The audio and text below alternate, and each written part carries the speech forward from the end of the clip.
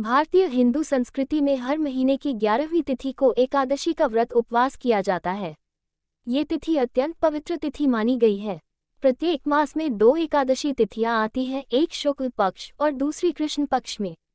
जो भक्त एकादशी का व्रत पूरे विधि विधान से करता है, उसकी समस्त मनोकामनाएं श्रीहरि विष्णु शीघ्र ही पूरी करते हैं। आज हम आपको सुनाते हैं पुत्रदा एकादशी की पौराणिक कथा।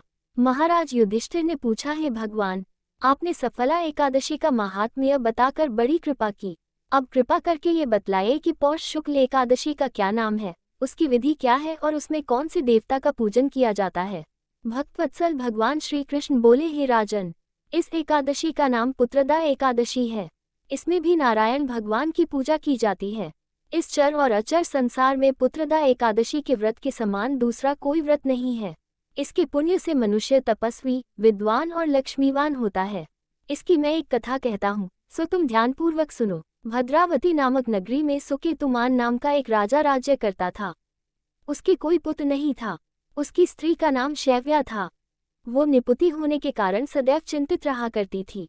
राजा के पितर भी रो रोकर पिंड लिया करते थे और सोचा करते थे कि इसके बाद हमको कौन पिंड देगा। राजा को भाई, बांधव, धन, हाथी, घोड़े, राज्य और मंत्री, इन सब में से किसी से भी संतोष नहीं होता था। वो सदैव यही विचार करता था कि मेरे मरने के बाद मुझको कौन पिंडदान करेगा। बिना पुत्र के पितरों और देवताओं का ऋण मैं कैसे चुका सकूंगा। जिस घर में पुत्र न हो, उस घर में सदैव अंधेरा ही रहता है, इसलिए पुत्र उत्पत्ति के लिए प्रयत्न करना चाहिए। जिस मनुष्य ने पुत्र का मुख देखा है, वो धन्य है। उसको इस लोक में यश और परलोक में शांति मिलती है, अर्थात उसके दोनों लोक सुधर जाते हैं। पूर्व जन्म के कर्म से ही इस जन्म में पुत्र, धन आदि प्राप्त होते हैं। राजा इसी प्रकार रात दिन चिंता में लगा रहता था। एक समय तो राजा ने अपने शरीर को त्याग देने का निश्चय किया, परंतु आत्मघात को महान पाप समझकर उसने ऐसा नहीं किया। एक दिन राजा ऐसा ही विचार करता हुआ अपने घोड़े पर चढ़कर वन को चल दिया तथा पक्षियों और वृक्षों को देखने लगा। उसने देखा कि वन में मृग, व्याघ्र, सुअर, सिंह, बंदर, सर्प आदि सब भ्रमण कर रहे हैं। हाथी अपने बच्चों और हथिनियों के बीच घूम रहा है। इस वन में कहीं तो गीदड़ अपने कर्कश स्वर में बोल रहे हैं, कहीं उल्लू ध्वनि कर रहे हैं। वन के दृश्यों को देखकर राजा सोच विचार में लग गया। इसी प्रकार आधा दिन बीत गया। वो सोचने लगा कि मैंने कई यज्ञ किए, ब्राह्मणों को स्वादिष्ट भोजन से तृप्त किया, फिर भी मुझको दुख प्राप्त हुआ। क्यों? राजा प्यास के मारे अत्यंत दुखी हो गया और पानी की तलाश में इधर उधर फिरने लगा। थोड़ी दूरी पर राजा ने एक सरोवर देखा।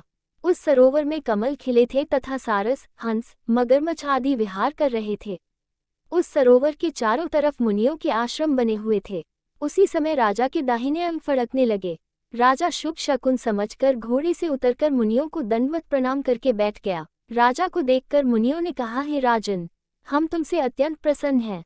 तुम्हारी क्या इच्छा है, सो कहो। राजा ने पूछा, महाराज, आप कौन हैं और किस लिए यहाँ आए हैं?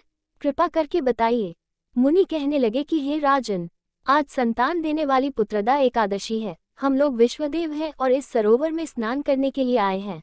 ये सुनकर राजा कहने लगा कि महाराज, मेरे भी कोई संतान नहीं है। यदि आप मुझ पर प्रसन्न हैं तो एक पुत्र का वरदान दीजिए।